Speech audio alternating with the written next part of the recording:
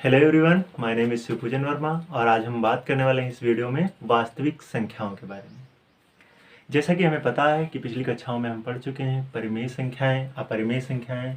तो उन्हीं परिमेय संख्याओं को आगे बढ़ाते हुए हम इसके अंतर्गत पढ़ेंगे यूक्लिड विभाजन प्रमेयिका तथा algorithm.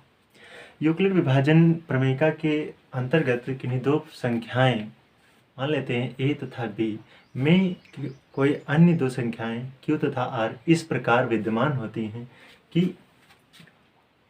a equal b q plus r, जहां r greater than r equal to 0 and less than b। यहाँ पर बात कर लेते हैं, यहाँ पर a हमारा है भाज्य, b हमारा है भाजक, q हमारा है भागफल तथा r हमारा है शेषफल। शेषफल हमें दो संख्याएं a व b ज्ञात होती हैं। बड़ी संख्या को हम a मान लेते हैं तथा छोटी संख्या को b मान लेते हैं। जैसा कि हमें पता है a हमारा भाज्य है और b हमारा भाजक है तथा q भागफल है और r शेषफल है। इसके द्वारा यूक्लिड विभाजन प्रमेयिका इस प्रकार बनती है कि a equal B Q plus r, जहाँ r greater than r equal to 0 and less than b। हमारा जो r शेषफल का मान होता है वो b से या तो छोटा होगा या तो 0 से बड़ा होगा और या तो b से छोटा होगा।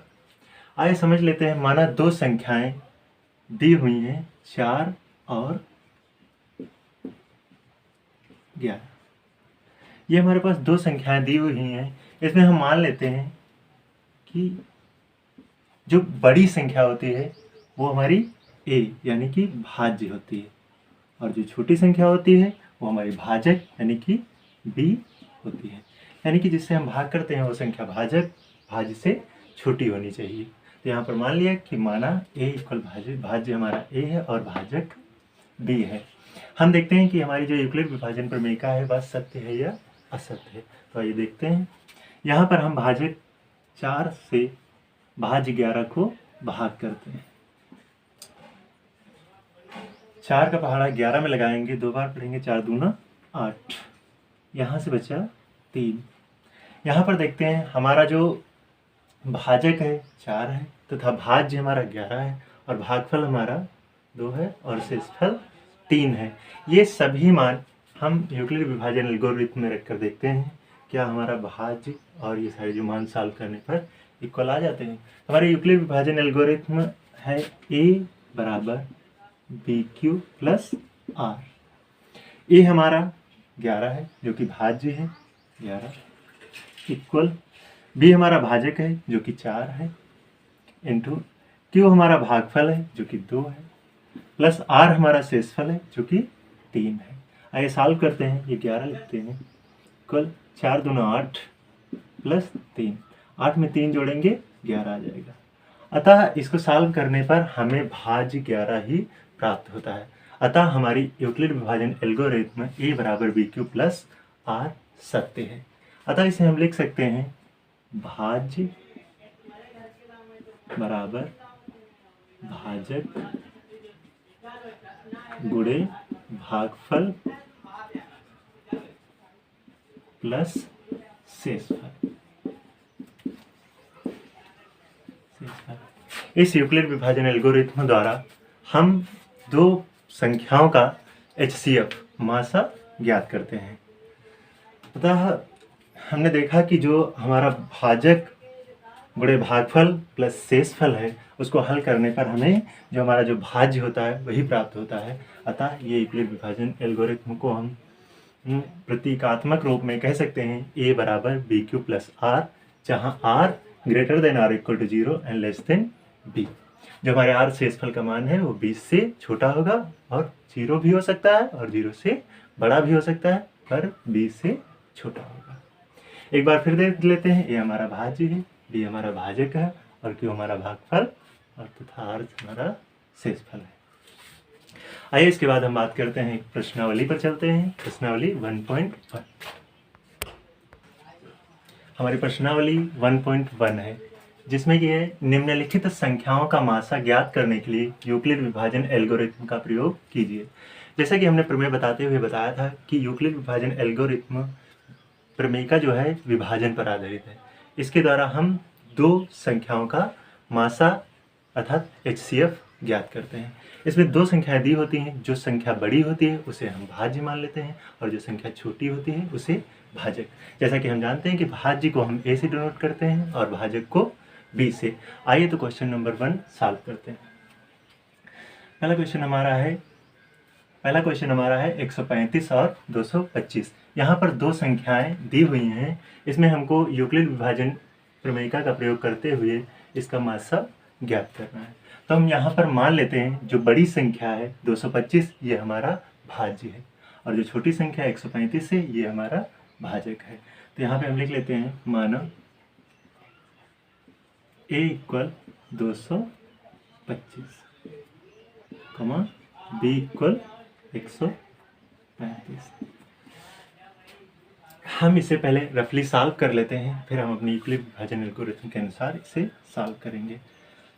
हम जानते हैं कि भाजक से हम भाज्य को भाग देते हैं, यानी कि यहाँ से हम लिख सकते हैं 135 से भाग करते हैं 225 को। यदि हम 135 का पहाड़ा 225 में लगाएंगे तो एक बार लगेगा और आएगा 135 सिक्का 135। यहाँ पे हमारा बचा 0 और यहाँ पे 9, यहाँ से 90 बचा। हमने देखा कि यहाँ पर शेषफल शून्य प्राप्त नहीं हुआ है और इस यूक्लिड विभाजन प्रमेयिका में से मासा निकालने में यही प्रोसेस की ध्यान रखना होता है कि जहाँ पर हमें शेषफल शून्य मिलेगा वहाँ पर यह प्रोसेस बंद की जाएगी, अन्यथा यह प्रोसेस जारी रहेगी कि जब तक शेषफल प्राप्त होता रहेगा तो जो हमारा शेषफल होगा वो नया भाजक हो जाएगा और जो हमारा पुराना भाजक था वो भाज्य हो जाएगा। तो यहाँ हमारा शेषफल 90 है जो कि नया भाजक हो गया है और जो हमारा पुराना भाजक 135 था वो नया भाज्य हो जाएगा। ये प्रोसेस तब तक चलती रहेगी जब तक कि शेषफल शून्य प्राप्त नहीं हो जाता है। अतः हम देखते हैं 90 का पहाड़ा 135 में लगाएंगे तो एक बार लगेगा और यहाँ पे क्या आ जाएगा, यहाँ पे बचेगा 5 और ये बचेगा 4, यहाँ पे 45 बचा। चूंकि शेषफल शून्य नहीं है तो ये प्रक्रिया जारी रहेगी। ये हमारा 90 नया भाज्य हो जाएगा। यहाँ पे 45 दूना 90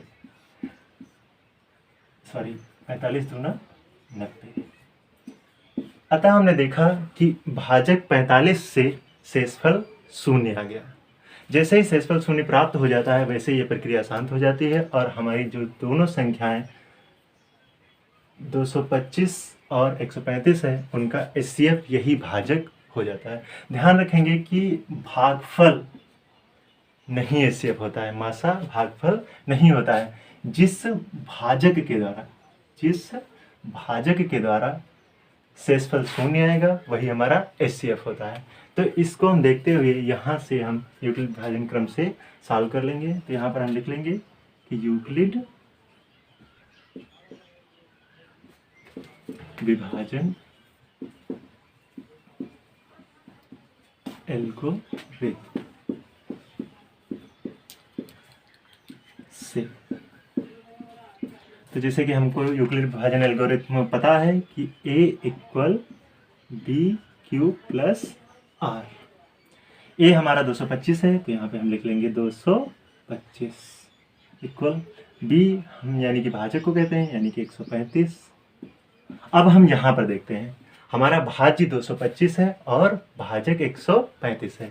135 से हमने 225 में एक बार पहाड़ा लगाया तो यहाँ पे इंटू क्यू कितना है 1, तथा जो यहाँ पे शेषफल प्राप्त हुआ, यहाँ पे शेषफल 90 प्राप्त हुआ था तो हम R की जगह पे 90 लिख देंगे।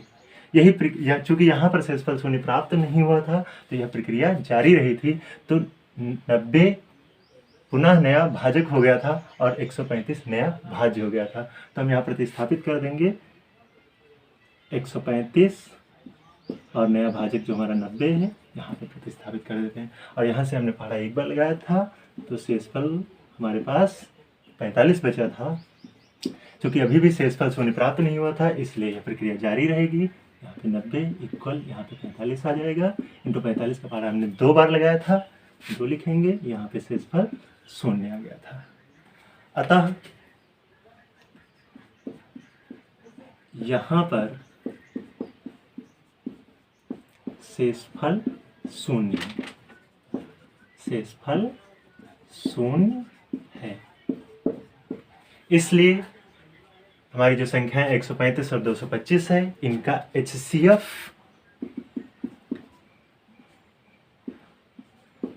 हो जाएगा 45, जो कि हमारा आंसर है। बंद कर। हमारा दूसरा क्वेश्चन है 196 और 38,220। जैसा कि हमने बताया था कि जो बड़ी संख्या होगी वो हमारा भाज्य होगी और जो छोटी संख्या होगी वो हमारा भाजक होगा। तो यहाँ पर बड़ी संख्या 38,220 है, 196 से बड़ी है, तो हमारा भाज्य हो जाएगा a बराबर 38,220 और b हमारा हो जाएगा 196। आइए वैसे हम रफली यहाँ पर सॉल्व कर लेते हैं, उसके बाद प्रमेय का यूज करते हैं। तो यहाँ से हम भाग करते हैं 196 से 38,220 को। हम 38,220 को भाग करेंगे, यदि हमारा शेषफल 0 प्राप्त हो जाता है तो हमारा HCF फाइंड हो जाएगा। देखते हैं, आइए लगाते हैं। 196 का पहाड़ हम लगाते हैं 382 में, तो एक बार लगेगा तो 196, यहाँ से बचेगा 6 और यहाँ से बचेगा 8 और यहाँ से 1। यहाँ पर शेषफल 186 नहीं है, क्योंककि हमारे पास अभी 2 अंक बाकी हैं। तो हम यहाँ से 1 अंक उतारेंगे, 2 यहाँ से उतारेंगे, ये हो जाएगा 1862। यहाँ पर 1862 है और 196 का पहाड़ा हम लगभग 9 बार लगाएंगे। यहाँ पे 9 छाक 54, 9 9 81, 5 86, यहाँ से लगा 8, 9 एकम 9 8 17। यहाँ से हम घटाते हैं तो यहाँ से मिलता है 8 और 9।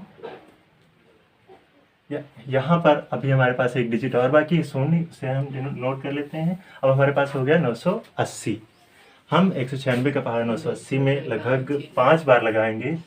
5 छक्का 30, 5 9 45 और 3 48 से लगा 4, 5 5 4 9। हमने देखा कि जो हमारी दो संख्याएं 38,220 और 196 है, तो पहली बार में ही 196 से डिवाइड करने पर शेषफल 0 प्राप्त हो गया है। अतः इसे हम यूक्लिड विभाजन प्रमेयिका के द्वारा देख लेते हैं। यूक्लिड विभाजन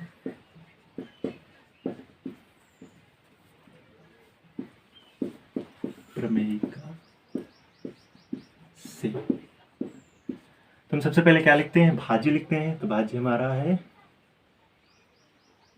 सबसे पहले हम यूक्लिड विभाजन प्रमेयिका ही लिख लेते हैं। a equal B Q plus r. A हमारा 38,220 है, इक्वल बी हमारा 196। हमने यहाँ पर हम देखते हैं कि 196 से हमने पूरे 195 बार डिवाइड किया और हमारा शेषफल 0 प्राप्त हो गया। अतः ये हम लिख देते हैं 196 इंटू कितनी बार हमने पहाड़ा लगाया है, 195 बार। तो 195 और हमारा शेषफल डायरेक्ट कितना आ गया है, 0, प्लस हम आर की जगह पे क्या लिख देंगे, 0।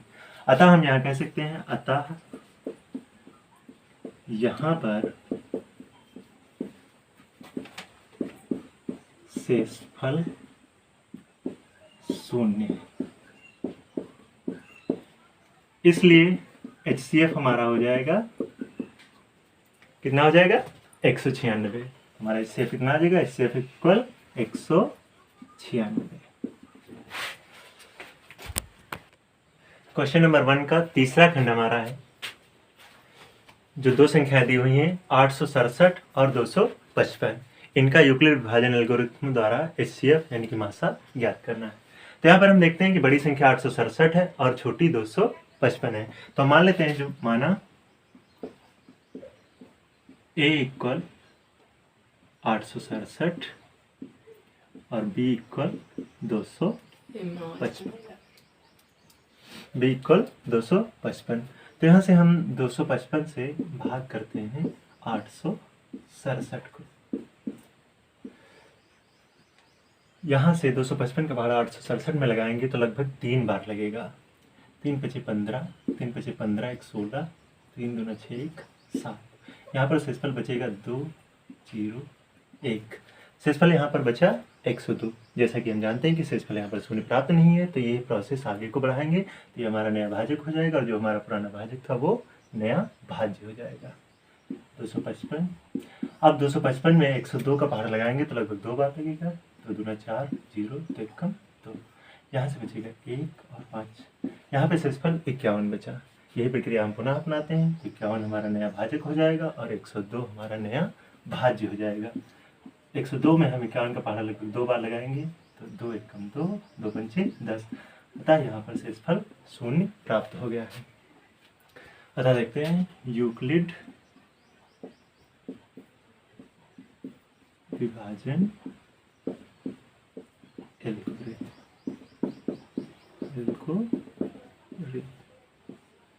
से तो हम देखते हैं क्या है यूक्लिड विभाजन एल्गोरिथम में। a equal B Q plus r. A हमारा कितना है 867 इक्वल बी हमारा है 255।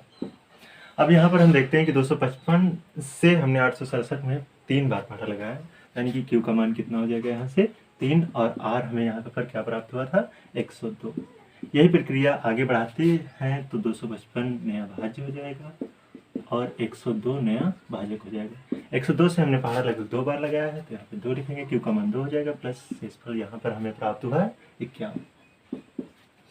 अतः नया भाज्य हमारा 102 हो जाएगा और नया भाजक हमारा 51 हो जाएगा। 51 से हमने 2 बार पहाड़ा लगाया है तब हमें शेषफल प्राप्त हुआ है 0।